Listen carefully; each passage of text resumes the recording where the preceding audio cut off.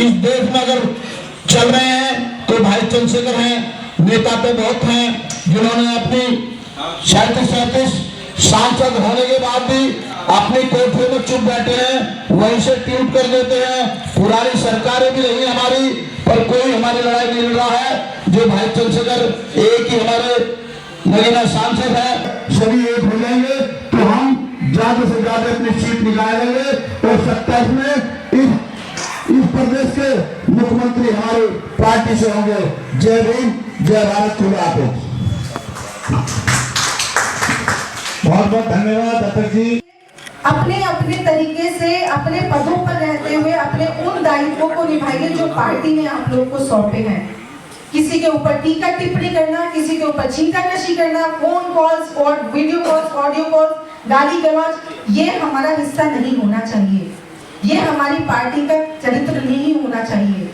हमारी पार्टी का चरित्र वो होना चाहिए कि जब हमारा सांसद रविदास मंदिर के लिए अपने आप को पुलिस वालों के लिए सौंप देता है, वो पिटने के बाद आप लोग को आपका गुरुघर वापस देता है, तो उसके प्रति हमारी कुछ कृतज्ञता होती है। उस कृतज्ञता को हम लोग इसी तरह से निभाएंगे कि अपने व्यवहार को सही करें, अपने आचरण को सही करें, अपने चरित्र को बलवान कराएं। सबसे पहले 16 जनवरी को महुआ में संत रविदास की जयंती पर वहां पर जयंती मनाने के लिए रोका जाता है। बरेली में 22 जनवरी को सांप्रदायिक तनाव भड़काने के लिए मुस्लिम विरोधी गाने चलाए जाते हैं। उसी तरह आप देख रहे हैं पिछले बुलंदशहर, मथुरा, मेरठ में जहां ऐसे समाज के लोगों की बात निकाली गई, उनको रोकने का काम किया गया। क्या इस देश के मूल निवासी नहीं है? ये देश हमारा नहीं है? अगर हम भारत आजाद होने के बाद अगर हम शादी ब्याह कर रहे हैं तो क्या हम शादी ब्याह करना बंद कर दें? हमारे समाज के लोग हैं, क्या उनको रहने का अधिकार नहीं है? मेरा सभी साथियों से अनुरोध है कि जिस समाज में हम पैदा हुए हैं उनके लिए हम काम करें। अन्यथा जो सरकार है इस देश में है वो नहीं चाहती कि हम लोग आगे बढ़े। हमारे अपराधों को रोका जाता है, क्यों? सोचने का विषय साथियों, हमें लड़ने की जरूरत है। और इसी छह घटनाओं को लेकर आने वाली 10 तारीख को पूरे देश में सभी मुख्यालयों पर आजाद समाज पार्टी भीम आर्मी घेराव करेगी और राज्यपाल को ज्ञापन सौंपेगी राष्ट्रपति के लिए।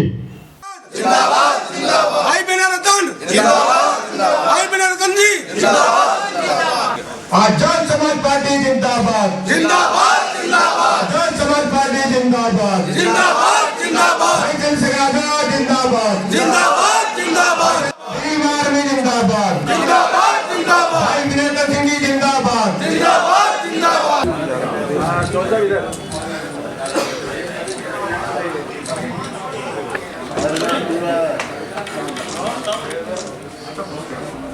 जैसे हमारी आजाद समाज पार्टी में भाईचारा कमेटी की को गठित किया जा रहा है, उसी तरह हमारे श्रद्धेय महावीर सिंह आर्य जी को आजाद समाज पार्टी भाईचारा कमेटी से जिला अध्यक्ष, जिला संयोजक नियुक्त किया जाता है। मैं अनुरोध करूंगा माननीय सरपंच को जी से लेटर देकर उनको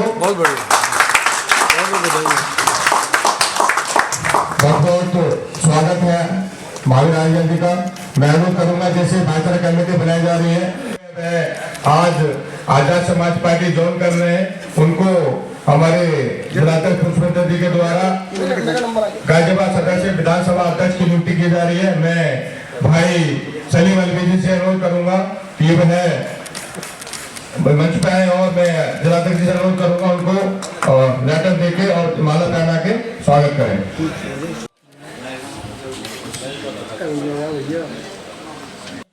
क्योंकि आज बहुत कठिन और विषम परिस्थितियां हैं देश के सामने, समाज के सामने।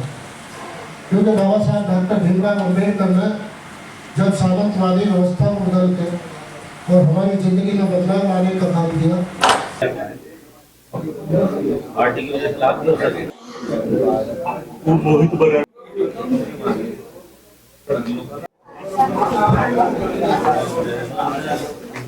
यहाँ जो व्यवस्था थी उस व्यवस्था ने ये किया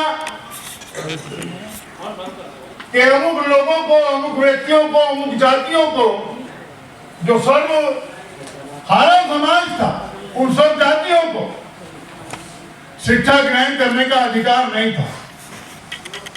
बल्कि ये कहा गया उनके लिए कि जो व्यक्ति पढ़ने की चेष्टा करे, पढ़ने की चेष्टा करे, सुनने की चेष्टा करे, तो उसके कानों में शीशा गर्म करके डाल दिया जाए।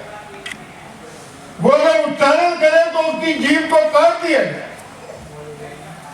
ऐसी व्यवस्था थी।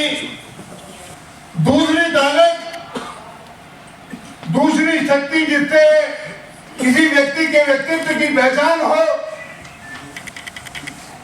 वो दूसरी ताकत है धन बल। उसको हम कहते हैं धन बल। लेकिन जहां पढ़ने लिखने का अधिकार नहीं था, वहां उनका एक कानून ये भी चलता था कि बहुजन समाज का कोई व्यक्ति अगर धन का संचय कर ले तो राजा को यह अधिकार होगा कि उसको राज्य की संपत्ति मान के हड़प कर छीन लिया करते। तीसरी ताकत बाहुबल। बाहुबल से भी व्यक्ति के व्यक्तित्व की पहचान होती है। लेकिन जिन लोगों के पास में न धन होगा, न शिक्षित होंगे, तो बाहुबली में नहीं होंगे, वो बाहुबली में नहीं होंगे। तो तीसरी ताकत बाहुबल को भी छीना गया। चौथी ताकत जिसका आभास आज आजाद समाज पार्टी भी आपके बीच में आपको संबोधित करके कहना चाहती है कि एक चौथी ताकत है जिससे इन तीन ताकतों को भी प्राप्त किया जा सकता है, और वो ताकत है जनबल। कौन सी ताकत है? जनबल। जनबल क्या है? कि जिसकी जितनी संख्या भारी उतनी उसके हिस्से है। और संख्या भारी किसकी है? बहुजन समाज। 5% की संख्या भारी बहुजन समाज के 85% लोगों। लेकिन 85% लोग इस देश में आज भी मानने वाले हैं। वो मान रहे हैं कि स्कूल चाहिए, धर्मशाला चाहिए, हमें अस्पताल चाहिए, कुछ और चाहिए। वो 85% जिनकी तादाद ज्यादा है वो मानने वाले हैं, और जिनकी तादाद कम है वो देने वाले। मेरा कहना आपसे ये है कि इस चौथी ताकत को इकट्ठा करने का प्रयास ये गुरु घासीदास ने शुरू किया 1795 में, जब मानवों को पढ़ने का अधिकार नहीं था, जब 400 किलोमीटर दूर रायपुर छत्तीसगढ़ से कलकत्ता में अंग्रेजों को जाके ज्ञापन दिया कि इनको भी पढ़ने लिखने का अधिकार थी। हम लोग तो जानते हैं, हम लोगों को जो पढ़ाया गया है, समझाया गया है, और हम लोग ये जानते हैं कि महात्मा ज्योतिराव फुले से शिक्षा का उदय हुआ। महात्मा ज्योतिराव फुले से शिक्षा का उदय हुआ। लेकिन ये मैं बताना चाहता हूं कि अगर गुरु घासीदास हमें पढ़ने लिखने की दरखास्त अपने साथियों को लेकर 400 किलोमीटर पैदल जाके अगर वो दरखास्त न करते, तो माइकल को, लॉर्ड मैकाले को 1908 में ये पढ़ने लिखने का अधिकार देने के लिए बाध्य न होना पड़ता। आज उसी ताकत के लिए हम जो मुहिम वहां से चली है, महात्मा ज्योतिराव फुले, छत्रपति साहू जी महाराज, गुरु नारायण, रामास्वामी पेरियार और बाबा साहब डॉक्टर अम्बेडकर, और डॉक्टर अम्बेडकर के बाद मान्यवर काशीराम साहब, और काशीराम साहब के बाद बहन कुमारी मायावती जी, जो आज निजी स्वार्थ और परिवार और धन की वजह से जिन्होंने लुप्त करने का प्रयास किया है, ये तो धन है आप और नेता हमारे चंद्रशेखर भाई कि उस आंदोलन को आज इस देश को जिंदा रखने का प्रयास कर रहा है, आपके मान सम्मान की लड़ाई लड़ रहा है, तो एक नेता चंद्रशेखर आजाद को लड़ाई लड़ रहा है। आज बैठक का आयोजन था। कुछ नए साथियों ने आजाद समाज पार्टी ज्वाइन की है और उनमें खासकर हमारे कश्यप साहब जो सुखी समाज पार्टी चलाते हैं, उन्होंने पार्टी का विलय किया है और तमाम जो नौजवान साथी हैं, बुजुर्ग हमारे और महिलाएं, उन सबको आज विशेष तौर पे कैडराइज करने के लिए, कैडर देने के लिए हमने निवेदन किया था। हमारी पार्टी के राष्ट्रीय कोर टीम के सदस्य और कई राज्यों के प्रभारी पूर्व विधायक ML तोमर साहब को, तोमर साहब आए और उन्होंने विस्तार से आज यहाँ गाजियाबाद में साथियों को कैडर दिया। तो हमें उम्मीद है कि ये तमाम साथी जो महापुरुषों का विचार है, जो सोच थी और किस तरीके से हम पार्टी और संगठन को आगे बढ़ा सकते हैं और भाई चंद्रशेखर आज़ाद जी को Z+ की सुरक्षा प्रदान की जाए, ताकि इस देश में मानवतावादी सोच के लोग जो हैं, जो विचारधारा है, वो जीवित रह सके और भारत के संविधान की रक्षा हो सके। और जिन जिन मुद्दों पर माननीय चंद्रशेखर आज़ाद जी ने लोकसभा में आवाज़ उठाई है, चाहे वो आरक्षण का मुद्दा है, चाहे वो शिक्षा का मुद्दा है, चाहे स्वास्थ्य का मुद्दा है, चाहे आरक्षण, चाहे प्रमोशन का मुद्दा है, चाहे प्राइवेट क्षेत्र में, सेक्टर में आरक्षण की बात है, उन तमाम चीज़ों को हम लोग लागू कर सके, उन पर काम हो सके। तो उसके लिए आज ये सब ML तोमर साहब ने सबको कैडराइज किया, हम लोगों को दिशा निर्देश दिए, दिखाया गया, उस पर हम लोग काम करें। देश में बहुजन समाज को संगठित कर कर शासक बनाने की जो शुरुआत हुई थी, आज उसकी रहनुमाई और उसकी नेतृत्व जो है भाई चंद्रशेखर आजाद जी कर रहे हैं। और भाई चंद्रशेखर आजाद जी के 10 तारीख को जो देश की सभी प्रदेशों की राजधानियों पर जो धरना प्रदर्शन है, उसके लिए लोगों को बताने और तैयार करने के साथ साथ इस पार्टी को मजबूत से इसके संगठन को बनाकर आगे बढ़ने की तैयारी के लिए आज की मीटिंग बुलाई गई थी और उसी काम को करने का प्रयास हमने किया है। और गाजियाबाद से मैं समझता हूं कि ज़िले से हमने आह्वान किया है 100 लोगों का, लेकिन 100 लोगों से ज़्यादा जो है लखनऊ में जाने का काम करेंगे।